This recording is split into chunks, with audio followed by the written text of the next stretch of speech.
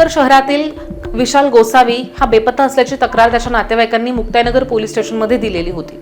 या तक्रारीचा तपास करत असतानाच त्याच्याच मित्रांनी प्रेम प्रकरणातून त्याची हत्या केल्याची धक्कादायक माहिती सध्या समोर आली आहे।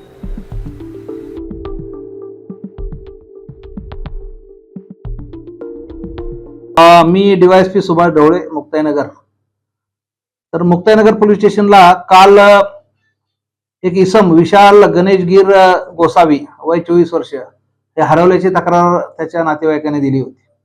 मग ती तक्रार आम्ही आमचे पोलीस हवालदार सुरवाडी यांच्याकडे दिली होती। मग सुरवाडी यांनी चौकशी करत असताना लक्षात आलं की तो दुपारी त्याचा एक मित्र आहे ऋषिकेश आत्माराम धनगर याच्यासोबत होता।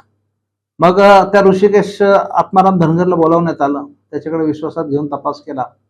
चौकशी करता करता त्याने सांगितलं की मी आणि माझा भाऊ आणि तसेच हा जो हरवलेला इसम आहे विशाल गोसावी, आम्ही शिरसाळ्याच्या हनुमान मंदिराला गेलो होतो। आल्यानंतर आम्ही तिथे दारू प्यायला बसलो होतो आणि तिथे झालेल्या भांडणामध्ये आम्ही चाकूने वार करून त्याला मारलेला आहे। दुसरा आरोपीचं नाव काय सांगितलं? दुसरा आरोपी त्याचा भाऊच आहे, आकाश आत्माराम धनगर आहे। तर मग ही घटना नेमकी कुठे घडली? ही घटना घडलेली आहे RR कॉलनी आहे, म्हणजे मुक्ताईनगर बोधवड रोडवर त्या वृंदावन हॉटेलच्या अगोदर।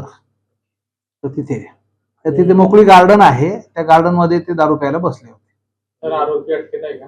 आरोपी ताब्यात आहेत, गुन्हा दाखल करायची कार्यवाही चालू आहे। मग आम्हाला ही माहिती मिळाल्यानंतर तो खरं सांगतोय की खोटं सांगतोय, मग आम्ही 2 पंचांना बोलावलं आणि आम्ही सर्व गेलो आणि ते तिथे मृतदेह मिळून आलेला आहे। त्याच्यामुळे आता पंचनामा आमचं काम केलेलं आहे, पंचनाम्याचं आता गुन्हा दाखल करायचं काम चालू आहे। नक्की कशामुळे घटना घडली, काही आरोपींनी काय सांगितलं? घटना यांचं काहीतरी एका मुलीवर प्रेम प्रकरण होतं, परंतु सविस्तर माहिती अजून आमच्याकडे पोहोचलेली नाही। पण प्रेम प्रकरणातून हे झालेलं आहे एवढं नक्की आहे।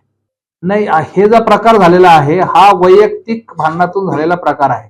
त्यामध्ये कुठलंही राजकारण नाही, कुठलाही पक्ष नाही, वैयक्तिक फक्त मुलामुलांचे एका प्रेम प्रकरणातून झालेलं भांडण आहे। त्याच्यामुळे आरोपी ताब्यात आहेत, त्यांच्या योग्य ती कायदेशीर कारवाई, कठोर कायदेशीर कारवाई पोलीस करणार आहेत। त्याच्यामुळे जनतेने याच्यामध्ये अजिबात तणाव घेण्याची गरज नाही आणि काय म्हणतात ना, शांतता राखण्याची विनंती आहे।